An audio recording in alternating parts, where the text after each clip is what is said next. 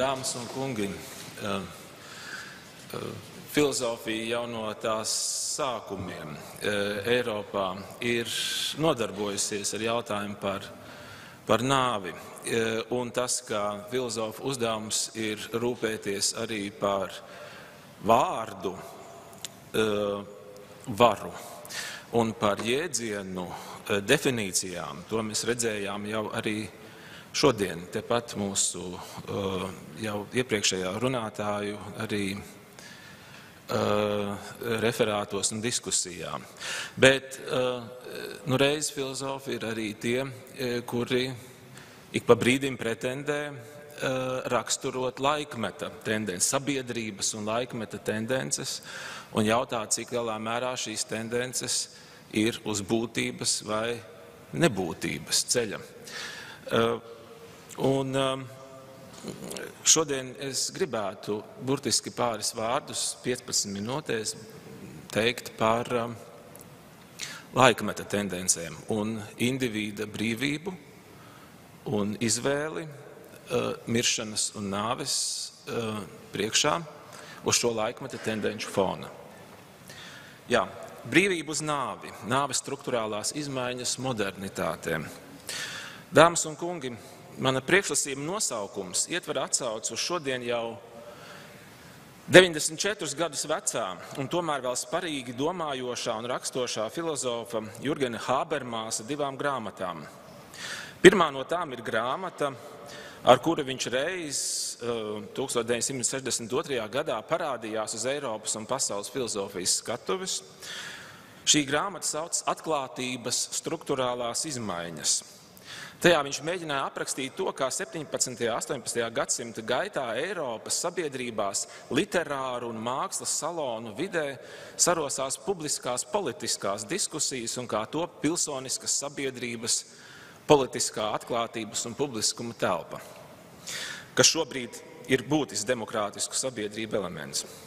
Otra grāmata ir 2022. Gadā publicētā grāmata Atklātības jaunās struktūrālās izmaiņas un deliberatīvā politika, kurā viņš no jauna palūkojas uz atklātības publisko telpu pēc 60 gadiem, kas pagājuši kopš pirmās grāmatas publikācijas. Ja pirmajā grāmatā viņš uzsvēra, ka demokrātiskā sabiedrībā jāspēj panākt tas, ka ekonomiskās, partikulārās intereses nedeformē publisko telpu un jautājumus, kurus apspriest, un kurus jāapspriež un kuri attiec uz visu sabiedrību. Tad otrajā grāmatā viņš aplūko jaunos izaicinājumus publiskajai atklātības telpai, kas rodas jauno mediju, interneta un postpatiesības laikmetā. Šodien mūsu sarunas sakarībā uz Habermasa grāmatām es atsaucos tikai viena iemesla dēļ. Proti, lai jautātu, kādas struktūrālas tendences pašā modernās sabiedrības sevis izpratnē ir tādas, kas vai nu vairo vai gluži pretēji deformē sarunu par miršanu, paliatīvo aprūpi un nāvi. Tāpēc, ka Habermasa grāmatās jautājums par atklātības publisko telpu ir arī jautājums par brīvību un individa lomu modernās sabiedrībās, tad es teiktu, ka viņa domas lieti noderētu diskusijā par miršanu un nāvi, lai to apstākļu un nosacījumi nekad nekļūtu par izlemtu jautājumu, bet ietvērtu sevi ne tikai sociāli politiskus un biopolitiskus regulējumus sabiedrībā, ekspertu diktātu un tehniskus priekšstatus un priekšrakstus, bet gan arī neatsavināmo cilvēka brīvību būt un nebūt. Tik tiešām modernitātē, laikmetā pēc Franču revolūcijas līdz pat 20. gadsimta beigām, jautājums par nāvi ir arī jautājums par brīvību.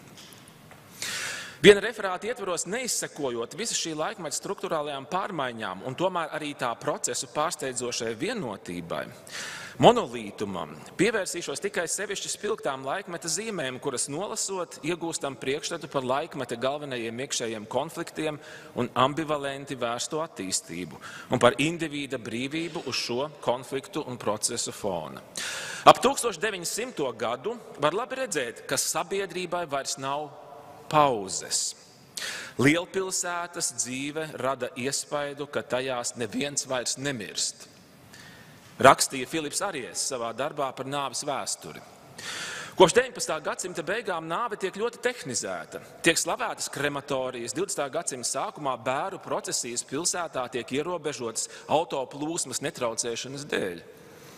Kopš 1870. gadiem morfija injekcijas pirmsnāves sāpju remdēšanai kļuvuši par ierastu tehnisku praksi. Nāvi regulē tehniski. Tas notiek uz dzīves un dzīvības izpratnes izmaiņu fona. Nāve drīzāk tiek definēta ap 1900. gadu kā dzīvības procesa daļa. Nāve vairāk tiek harmonizēta ar dzīvi, netiek uzlūkota individa līmenī. Tā parādās drīzāk kā dzīvības dinamiskie procesi, kuros dzīvība pati riskē ar sevi, ir izaugsme, ir spēks, individuāls eksistenciāls izmisums vai citi pārdzīvojumi, individa perspektīva drīzāk šādi tiek nostumta malā vai fonā. Par spīti iebildēm diezgan izplatīta ir dabas zinātniski skaidrotas evolūcijas teorijas perspektīva, kurā nāve parādās kā pielāgošanās, kā dzīvības pašas pastāvēšanas nosacījums. Dzīvība figurē kā bezgalīga, nebeidzama, individam tiek ieteikts pielāgot savu individuālo nāves pārdzīvojumu dzīvības lielajiem ritmiem, kas ir pārāki un turpinās par spīti individa miršanai un nāvei. Nāve tiek jau tehniski anestezēta, zūd nāves individuācija. Pret to vēršas Martins Heidegers, vācu filozofs, 1927. gadā, traktātā Esamība un laiks, kad saista nāvi ar dzīves īstumu. Nāve, kā dzīves galējā iespēja, ir tā, kas apzināta paver iespēju būt īsti, būt pašam, nevis paļauties sabiedrības anonīmajai varai pār individu. Nepieminot nāvi, ne tikai tiek ignorēts dzīves galīgums, bet gan tiek izdzēsta iespēja pašam izvēlēties dzīvi un tās iespējas uz skaidra nāves apzināšanās fona. Heidegers to sauc par brīvību uz nāvi, jeb pareizāk sakot, brīvību, ko dod apzināta nāve dzīvē.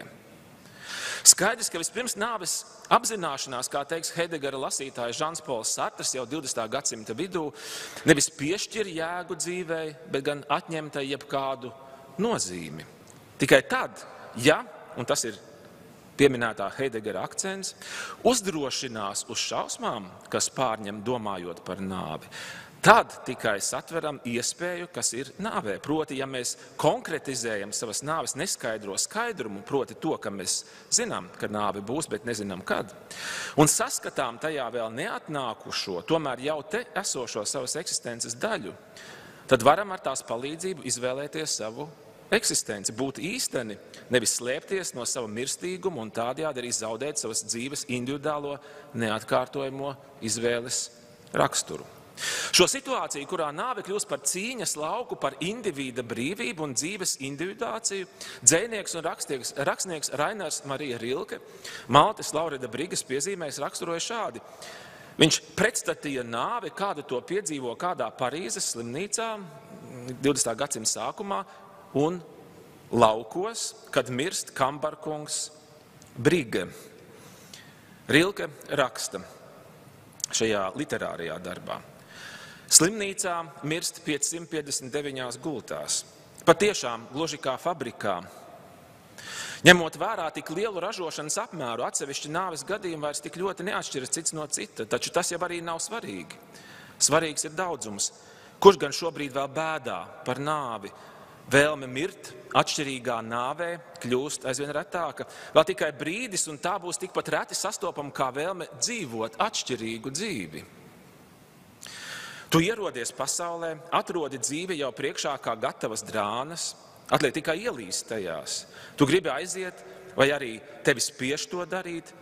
Nekādas piepūles mirsti nāvē, kāda piederas slimībai, ar kuru sirksti, jo kopš iepazītas visas slimības. Mēs zinām arī to, ka dažādie letālie dzīves noslēgumi ir atkarīgi no slimības, nevis no cilvēka. Un slimajam, tā sakot, nekas šeit nav piebilstams. Citāta beigas. Vectēva kambarkunga Brigas nāvei turpretīm raksta Rilke tālāk. Piemita neatkārtojams individuālums. Un viņš raksta, garā vecā māja bija par mazu šai nāvei. Ulsgārdes Kristofa Detleva nāve. Viņš, milzīgs un pārāk uzblīdis savai tumši zilajai uniformai, gulēja uz grīdas istabas vidū un nekustējās. Viņa lielajā svešādajā sejā, kuru neviens vairs nepazina. Acis bija aizkritušas ciet. Viņu mēģināja ielikt gultā, taču viņš pretojās un neieredzēja gultas. Tomēr te bija arī kas cits. Tā bija balss, kuru pirms 7 nedēļām vēl neviens nepazina, jo tā bija viņa nāves balss. Jau kopš daudzām dienām Kristofa Detleva nāve dzīvoja Ulsgārdē, runāja ar visiem un pieprasīja. Kad pienāca nakts, tad Kristofa Detleva nāve kliedza un vaidēja un rēca tik ilgi un nemitīgi, kad cilvēki ciematā dzirdēja, ka plašajā sudrabainajā Dānijas vasaras naktī atskan šie rēcieni, tie cēlās augšā gluži kā negaisa naktī un apģērbās un nerunādami ne vārda sēdēja ap lampu. Citāta beigas. Tēze. Tātad struktūrālās izmaiņas dzīves un dzīvības izpratnē un nāves uztverē 20. gadsimta pirmajā pusē padara nāves nosacījumus tādus, kas traucē nāvi individuēt, un tas nozīmē reducē būtisku individa brīvības dimensiju, un pret to arī vēršās gan 20. gadsimta eksistenciālisma autori, gan šeit arī rakstnieks Rainers Marija Rilke. Kā ir 20. un 21. gadsimta mijā? Joprojām valda tendence, ka ar tehniski pārvaldītām sistēmām var intensificēt, optimizēt, padarīt produktīvu dzīves ciklu. Tā ir vitālā ekonomija, uz kuru dzen viena spēcīga modernitātes iekšējā attīstības līkne. Visa dzīve parādās kā optimizējuma. Ar kauču palīdzību cilvēks dzīvo un izdzīvo produktīvas piedzīvojumus, pieredzes, optimizējošas tehnikas palīdz ēst, dzert pareizi, gulēt, elpot veselīgi, bet arī strādāt, sēdēt, komunicēt, arī mirt pareizi. Jautājums, kā labad? Dzīves kvalitatīva laika labad? Vai tur ieskanas arī produktivitātes un derīguma motīvi? Laikam jā. Vai te rod vairs vietu nāves individuācija? 20. gadsimta 70. un 80. gados parādās uzmanības pievēršana ne tik daudz tieši nāvē, bet gan miršanas procesam. Arī te rodas vēlme kontrolēt, sakārtot, sistematizēt, unificēt neskaidro un biedējošo miršanā un iespējamās ar to saistītās sāpēs. Paveras miršanas tirgus, piedāvājumi ar visdažādākajām opcijām. Otra tendence ir tā, ka miršana un nāve tiek pāradresēta speciālistiem, tiek postulēta ekspertu vara. Svarīga miršanas un nāves izpratnes struktūrālo pārmaiņu zīme ir jau šodien pieminētā Elizabetes Kībleres-Rosas grāmata Intervijas ar mirstošajiem, kurā tās autori iepazīstina ar tobrīd ne tik izgaismotu attīstīto industriālo valstu pieredzes dimensiju. Grāmata ir svarīga arī ar miršanas fāžu klasifikāciju. Proti autori apraksta 5 miršanas fāzes no psiholoģiskā skatpunkta, sākot no nāves tuvuma situācijas, nolieguma, dusmām, agresijas līdz rezignācijai un situācijas pieņemšanai un iekšējam mieram. Lai arī šī klasifikācija ir ļoti ietekmīga un arī tomēr tiek apšaubīta, un pamatoti tiek uzsvērta sarunu nozīme miršanā šajā grāmatā. Arī te parādās autors gribēta vai ne laikmeta zīme, proti standartizēšanas modeļa meklēšanas tendence. Miršana tiek aplūkot kā normatīvi izejami, veicami posmi. Individuālai reakcija uz nāves tuvumu pamatā ir vitāli psihiski procesi, kurus zinot un kontrolējot var novest mirstošo pie vēlamā sasniedzamā rezultāta. Filozofe Darmštatas Tehniskās universitātes profesora Petra Gēringa šajā sakarībā jautā: vai nesanāk tā, ka uz šī fona citādi skatījumi uz nāvi var tikt patoloģizēti vai uzlūkoti kā personiski deficīti? Vai jāpalīdz cilvēkam, ja viņš liedzas, piemēram, nonākt miršanas 5. fāzē? Vai reakcijas uz miršanas fāzēm nav vairāk reakcijas nevis uz pašizjūtu, bet gan uz medicīnas sistēmas leģitimētas ekspertīzes paziņojumu, ka cilvēks nav vairs slimnieks, bet gan mirstošais? Vai nerodas iespējas, ka miršanas psiholoģija savā veidā normē miršanu un to naturalizē un tādējādi padara par objektīvu un standartizētu noteiktu labas nāves modeli? Vēl noteikti ar eitanāzijas un biogerontoloģijas problemātikas, piemēram, varētu aprakstīt struktūrālās pārmaiņas dzīves un nāves sakarībā, tomēr tiem šodien nepievēršoties, gribētu teikto formulēt šādi, tēzes formā. Noteikti, atzīstot paliatīvās aprūpes hospisku sistēmas nozīmi, gribētos, lai tajā tik tiešām tiek ņemta vērā modernitātes iekšējās pretrunās un cīņās iedragātā un tomēr saglabātā indivīda brīvība. Paldies par uzmanību!